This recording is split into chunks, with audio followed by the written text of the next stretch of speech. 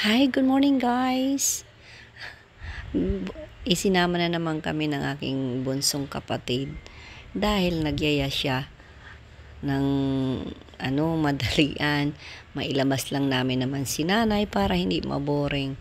Ayan ang biyahe namin galing sa kanilang bahay. At isasama ko kayo guys. Sana ay panoorin niyo po. Ako'y nakikiusap kahit papano naman sa akin vlog. Welcome to my vlog guys. Ito, inilabas namin siya kasi naboboring na sa bahay. At ikain nga naman, nandito nga siya sa Kamaynilaan. Hindi na ilalabas. Kaya inilabas ng kapatid ko. Ngayon, sabi ko, sige, hinay-hinay. Dinaanan namin ang yung dito sa Antipolo, 'di ba? Hinulugang taktak. Ayun sa gilid, pero hindi ko na kayo kasi na-vlog ko na rin yan na hinulugang taktak. Ngayon dumaan kami. Sabi ko, saan ang punta mo? Yung pala pupuntahan namin yung simbahan na doon ikinasal yung panganay ko. Yan, hindi rin kami nakapasok dahil may ikinakasal yung mga oras na yon. Di ba guys, ang ganda dito. Yan, ikinasal si Bia Alonso noon, yung anong movie yun, kayo na lang mag-isip. Yan, ang ganda ng church na yan. Hindi kami nakababa gawa ng may ikinakasal, maraming tao. So since hindi kami nakababa, ayun, ang ginawa na lang ng kapatid ko, buksan ang pintuan ng car at para makita man lang ni nanay, may experience niya.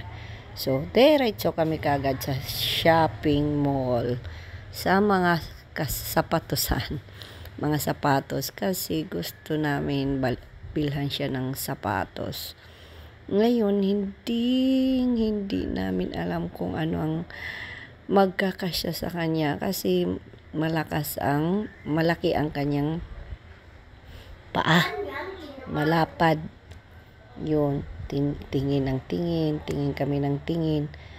Hanggat marami na kaming nakikita, hindi pa rin sa kanya nagkakasya. Yun, tingin pa rin. Lakad lang kami guys.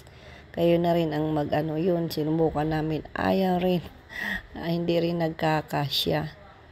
So, kailangan lang talagang mahabang pasensya pag matanda ang alaga.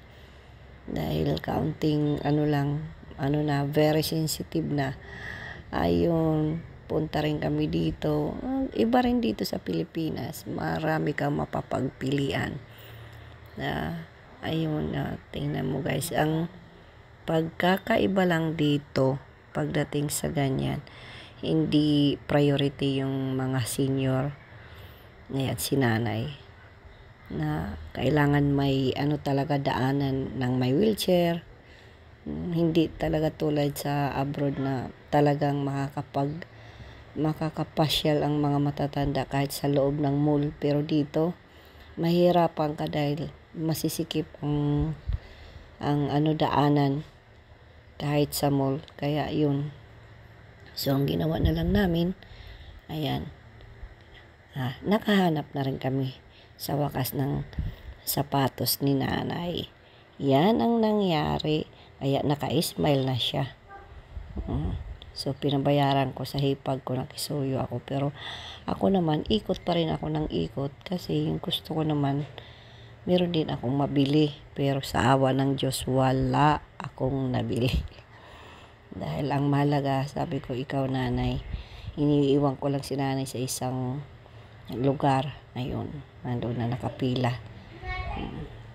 So ang ginawa namin pagkatapos namin dito,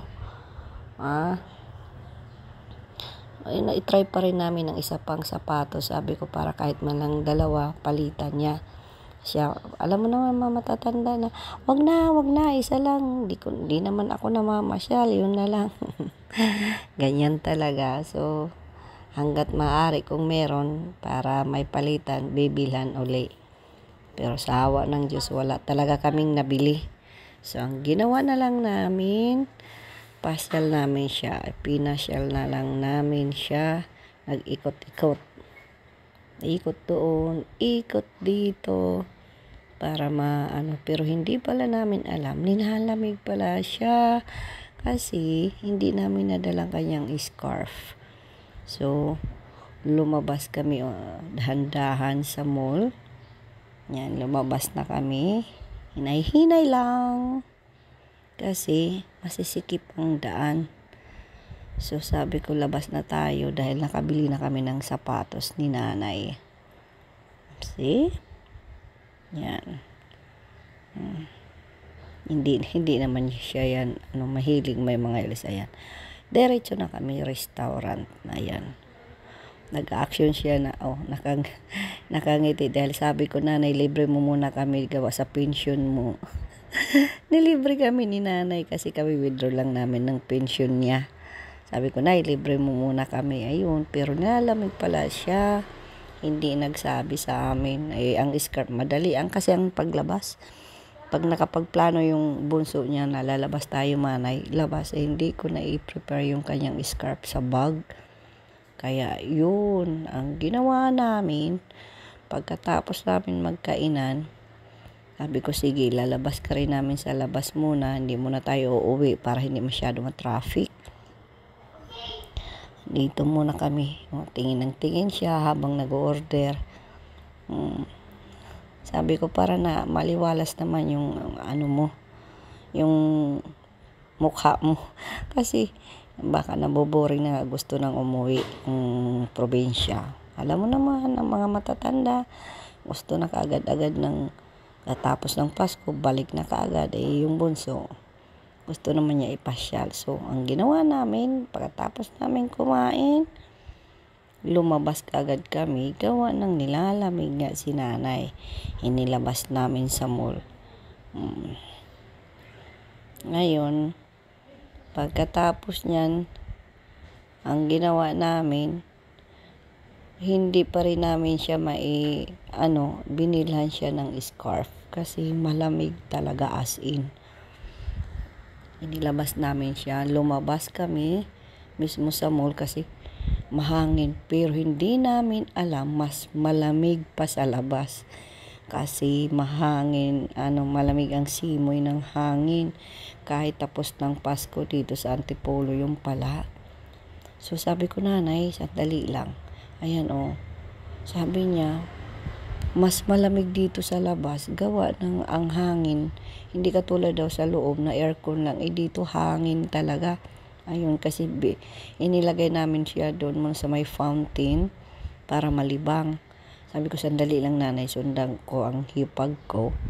Dahil binila siya ng scarf. Pinuntahan ko muna.